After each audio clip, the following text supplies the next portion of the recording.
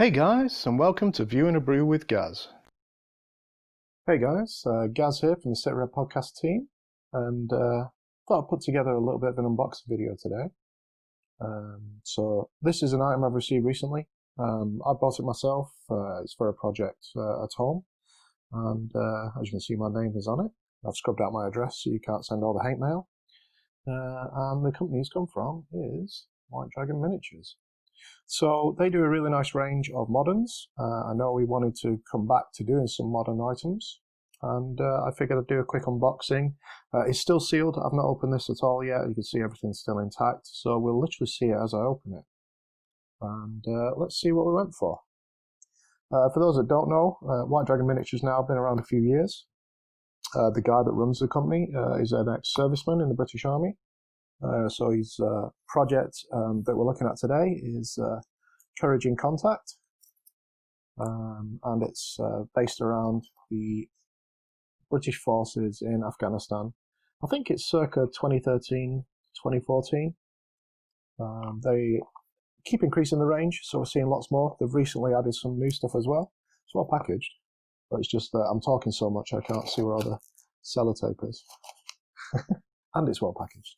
And yeah, it's yeah, we are there. So during this, we'll be sort of focusing in and out with the camera to make sure that we get good shots of everything. So inside, if you want to recognise the site, there's the logo, White Dragon Miniatures. And within here we have, let me just check that my address is not on it. No, it's not. Happy days. So I wanted a couple of squads of British Infantry. They have quite a large range now of British Infantry in different poses, and the ones that I wanted one of three helmet options. I believe they're Para, one of the old marks, and Scrim. And I went for Vehicle Dismount Pack 1 and 2. Each of these will have 4 infantrymen in it. Alan is the guy that runs the company. Like I say, he's been doing it, building up over a number of years. We often see him at Salute. Oh, sweet. So we've got our usual free snacks. No, don't eat these. I've tried. It's not very nice. They're not large Wotsits or crisps, so we'll get rid of them. Enough so I can get hold of these easy. But well packaged. The box has come through with no damage, and very happy with that. So the 2 packs I've got, as we said, I went with the Scrim helmets. You can see the prices of the units on the side of here. They're labelled as British Army and Courage in Contact. The opposing force for this group of miniatures is the Taliban and its insurgents, obviously. Taliban being a word that actually means student. Yes, it was a political element, but there are many misuses of that word. It's specifically the insurgents. And that has a reasonable range as well. That's constantly being added to it. But yeah, so these are going to be my good guys. Well, I say good guys. These are going to be my guys, and will be getting some more of the Taliban for opposing forces. I think there's a number of game systems now that be able to easily support this. The likes of Spectre, Sangin. I'm really interested in doing Battlespace with like a 2-on-2. I say a 2-on-2, a 2-player version, allowing me to pretty much put together 2 fire teams and split the map with a central road. For that, the guys at White Dragon do a Mastiff, which I really like. So that might end up I'll use that to sort of break up the map into 2 halves, with it providing top cover to the point where nobody would cross the road, except for friendly forces. So all protected inside a good piece of sponge. We have the 4 bases. What's quite cool is you can see straight away. We will do a little bit of zooming in. Hopefully that'll help with the white balance. If not, we'll shadow the lamp a little bit. Let's just take it away a little bit. There we go.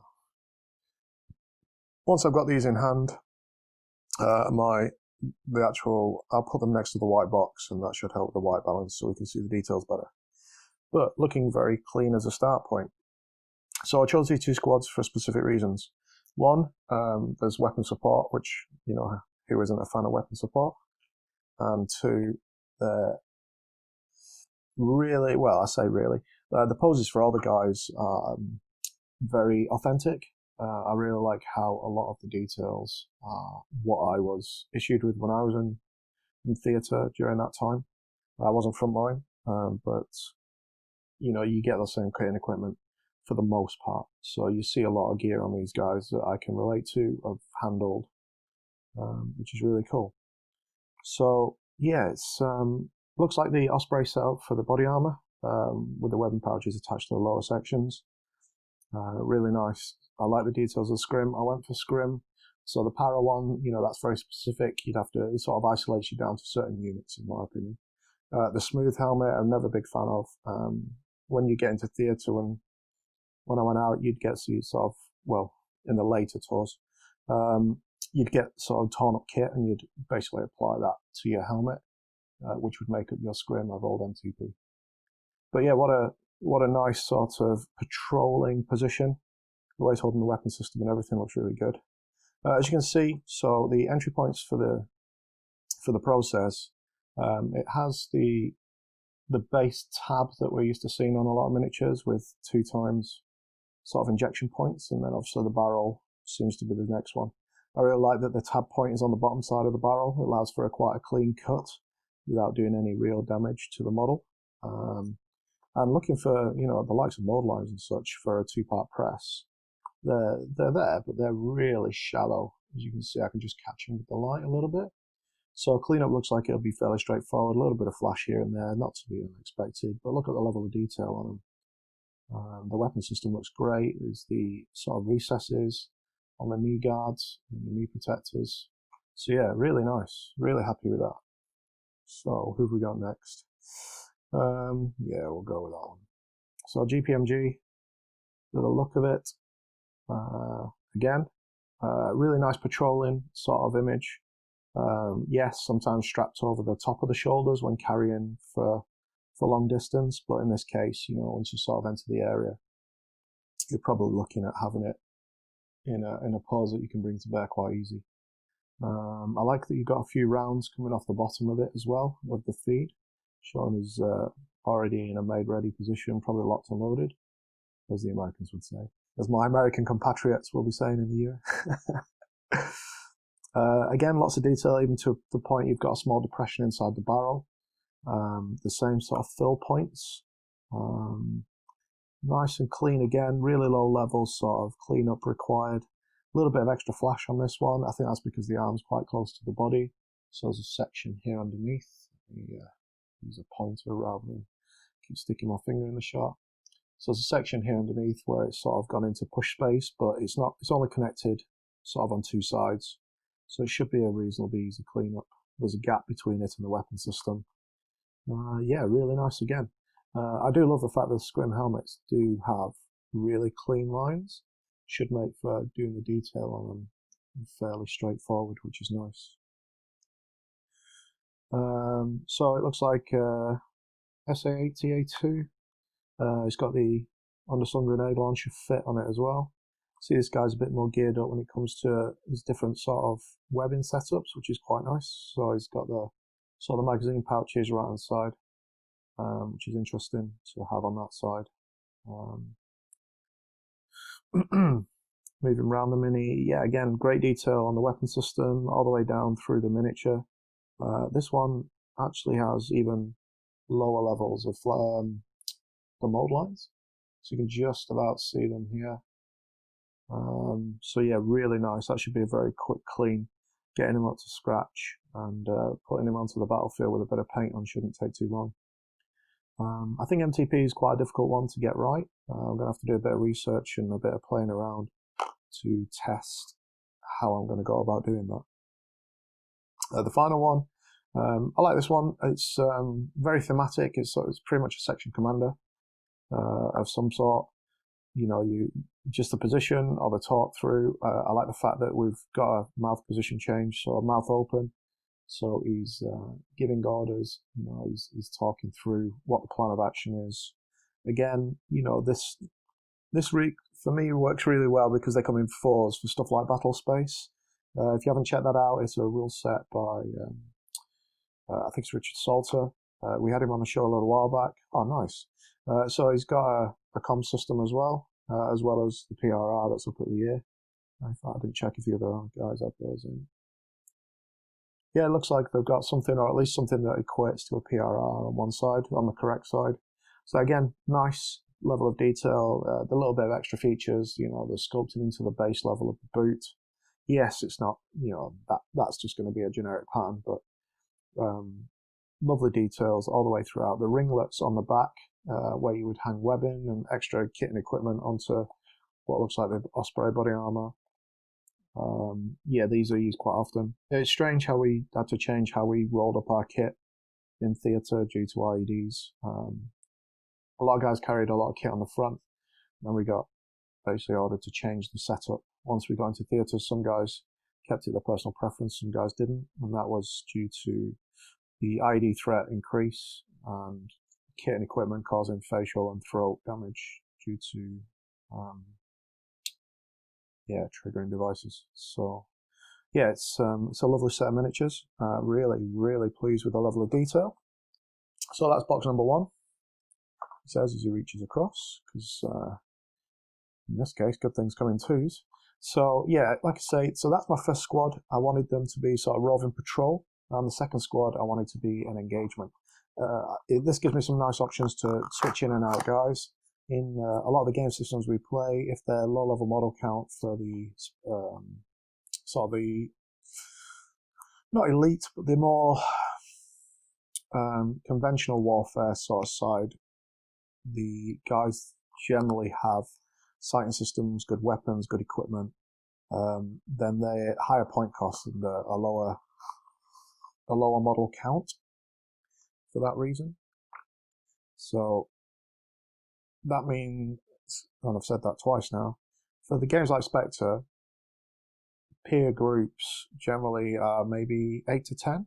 So this puts me in a really good position for doing sort of that game system, as well as being able to swap around models in and out and having them identifiable for other games such as Battlespace. Sanguine, there's loads of rule systems now for moderns, so lots of options. Cool, so let's go straight into what I was talking about with firing positions. So really like this guy. This was one of the main reasons. It's very rare that you get a weapon held in a place on a miniature where the guy really looks like he's sighting. And in this case, as you can see, the eye position, yeah, he's a little bit close to the suicide. He might end up eating a bit, but if he's holding it right, he should be okay. Otherwise, you get that black ring. He's got eye protection on anyway. But yeah, so he says dropping him. Survive the fall, thankfully. So yeah, he's in a good firing position, good support. He's got the foregrip on this one as well. This is another SA80. And yeah, he's tucked in, and this gives me a feel. You imagine this guy just leaning around a corner, or initial engagement, having, putting down fire. Really, really happy. The magazine size on the front is good. You can see it just coming out under his wrist, which is really nice. And again, we've got magazine pouches on the front of the webbing, so ideal for easy access to change out as required. So yeah, really liking these. Really liking these. I know Jim has favourites when it comes to fire support, so this is this is another reason. So Mr. Riskiny, this one's for you. Wanted to get some good fire support. You can see the box mag on it as well. Strangely enough, this guy's going to put some hurt on somebody or going to suppress. And mixed in between the two squads, I think there's a good sort of spread of individualism. The latest stuff they brought out is the grenade launcher, heavy machine gun, and they've also brought out sniper teams. They're not gillied up, they're sort of a roving patrol team to sniper within fire teams. And they're really nice. So I can see me continuing to expand on this range due to the quality of these miniatures alone. We already knew they were good. I got G a set, I want to say, Bill, I think it was a year a bit ago. We got some Taliban and some British, and they were lovely models. I'd like to point out that, just the things that have survived, even just the transit due to packaging, is great. The sort of the fore handle for the second grip, and even the sort of the mic coming off the PRR is intact and visible towards the mouth. So yeah, super pleased with what we've got going on here. So this one's a little bit different. You can see it's a longer barrel assembly, so they've got more of the catchment points to support and give it, but again, the firing position is just spot on. The fact the aiming of the weapon system towards what's about to be contacted is really good. So there's a consistency with a couple of models. This one's very similar to the last one. I imagine it was a change of the weapon system with a few little bits moved around. Let's just have a look how close they are. No, see, even here there's a difference. So the front leg position on this guy, you can see his heel hooks back under his body for his firing position, as if he's bringing it up, and he kind of carries with the weight. This guy's got a much more stable, as in his foot's a little further out, as he sort of sights up to aim. So yeah, even the small details are different, which is awesome. I can't remember exactly how many of these there are now. I want to say there's probably pushing 40 plus of just the British Infantry in different poses. There's map reading, there's command, there's a number of options, and all of them, it looks like, are to such a high quality that you can't go wrong. Great to see, again, sort of giving lead, giving indications, voicing out orders, giving QBOs, and looking to move into the fight. You can identify each one as a sort of section leader due to the radio on the back. So if you needed to assign that in game, that'd work really well and all. So yeah, all in all, super impressed. Really happy with how these guys are, and yeah, that Mastiff's now looking a bit tasty.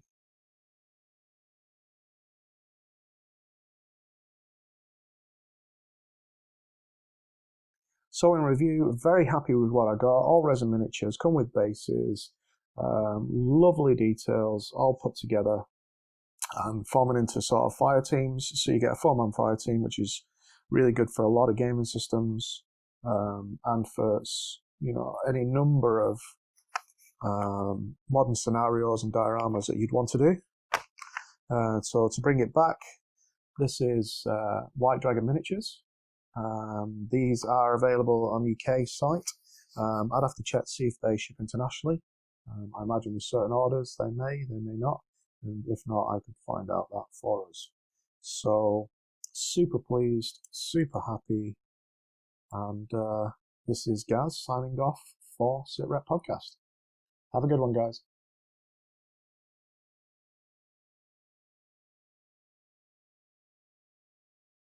Thanks for joining me today for this episode. If you want to see more of the team's content, why not like, subscribe, and hit that bell. As for me, I guess it's time to grab a fresh cup of tea. But more importantly, keep painting those minis, guys, and we'll see you in the next one.